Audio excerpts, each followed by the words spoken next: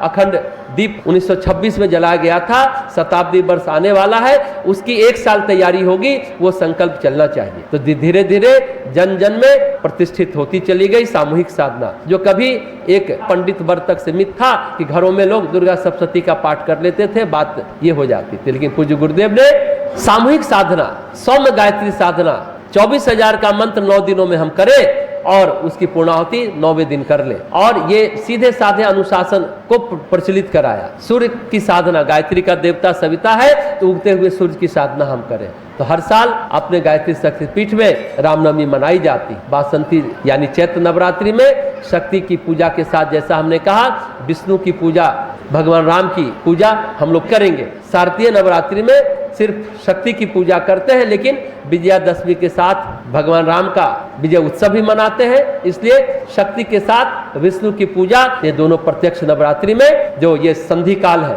संक्रमण काल है, ट्रांजिशन फेज है, उसके लिए हम अपने को कैसे तैयार करें। मौसम का परिवर्तन इस समय होता है, शीत ऋतु से ग्रीष्म की ओर हम लोग का जाना होता है। शरीर को मौसम के अनुसार सहज होने के लिए ये 9 दिनों का नवरात्रि साधना है, नवरात्रि उपवास का क्रम किया जाता है। चैत्र मास में कहते हैं पित्त कुपित हो जाता है, और आश्विन मास में कफ कुपित हो जाता है। नवरात्रि के उपवास के समय मौसम के अनुसार शरीर उसको स्वीकार कर ले, शरीर एडजस्ट कर जाता है। तो ये रहा हमारा नवरात्रि उपासना मनाने का जैविक पक्ष। इसका धार्मिक पक्ष, आश्विन नवरात्रि यानी शारदीय नवरात्रि के समय तो भगवान श्री राम ने भगवती को जगाया था अस्त्र प्राप्त करने के लिए, शक्ति, राम की शक्ति पूजा। आप पुस्तक पढ़े, उसमें बहुत अच्छे से विस्तृत वर्णन है। इसलिए आश्विन नवरात्रि को तो बोधन नवरात्रि कहते हैं। बोधन मतलब प्रबोध, प्रबोध करना, उठाना, जगाना, क्योंकि देवशयन एकादशी से देवोत्थान एकादशी से देव शक्तियां सोई रहती। तो लेकिन उसी समय रावण को मारना था, जगाना था,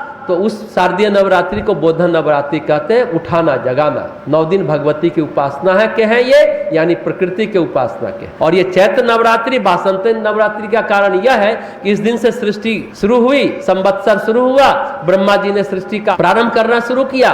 तो ये बात होती चली गई। बस आप साधना करेंगे, पुनर्निर्माण करेंगे, बॉडी को रिस्ट्रक्चर करेंगे। 9 दिनों तक, 9 महीने जैसे माँ की गोद में रहकर बच्चा जीवन का व्यापान करता है, जीवन का निर्माण करता है, उसी तरह जगन माता की गोद में रहकर 9 दिन हम पुनर्निर्माण करें, अपने जीवन का रिस्ट्रक्चर करें, माँ की गोद में रहने का एहसास घनीभूत हो। यही नवरात्रि काल की साधना का मर्म है। भक्त भगवती का अंश है। यह एहसास भक्त और भगवती के संबंध को प्रगाढ़ करता है। हम ये माने हम माँ के पुत्र हैं, उनसे जुड़े हुए हैं, वो स्पर्श, वो छुअन, उस एहसास के साथ 9 दिनों तक रहे भाई, कि हम उस भगवती के अंश हैं, हम भक्त हैं तो उस भगवती के, उस भगवान के अंश हैं। यह एहसास भक्त और भगवती के संबंध को और प्रगाढ़ करता है, घनीभूत करता है। बस अच्छे से नवरात्रि साधना को उस माँ की गोद में रहने का एहसास करते चले। इन 9 दिनों में आदि शक्ति जगन माता के 9 रूपों का ध्यान करें, उनके 9 गुणों का ध्यान करते चले, धोते चले और माँ की गोद के अधिकारी बनते चले। इसके लिए क्या करना होगा? ज्यादा कुछ नहीं, बस शिशु भाव लाना होगा। माँ और शिशु का जो, बच्चे का जो संबंध होता है, तो बच्चा बनना पड़ेगा, यानी अहंकार को त्यागना होगा, अहम भाव को त्यागना होगा। तभी हम भक्त बन पाएंगे, तभी हम बालक बन पाएंगे, बालिका बन पाएंगे, उनकी संतान बन पाएंगे। शिशु भाव, नवरात्रि में सिर्फ शिशु भाव होना चाहिए।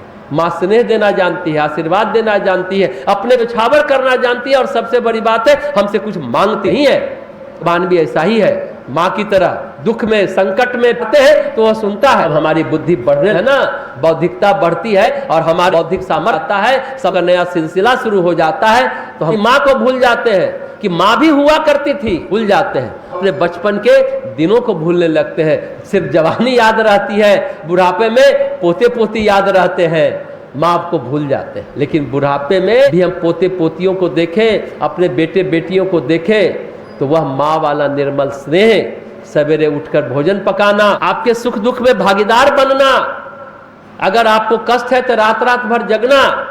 एक जैविक माँ की बात आप करिए, बायोलॉजिकल मदर की बात, आपको अपनी छांव में रखना, अपने आंचल में रखना। माँ में सामर्थ्य कितनी है वो पता नहीं होती है। हमारी जो संसार में माँ होती है, जैविक माँ होती है, उनकी भी सामर्थ्य हमें नहीं मालूम है। जो कठिन से कठिन स्थिति में भी उनके पास सामर्थ्य न होने पर भी बच्चे की रक्षा करती है, बच्चे को छांव जरूर देती है, रक्षा जरूर करती है। हमारे दोषों को नहीं देखती, दुर्गुण नहीं देखती माँ, हमें बार बार क्षमा करना जानती है।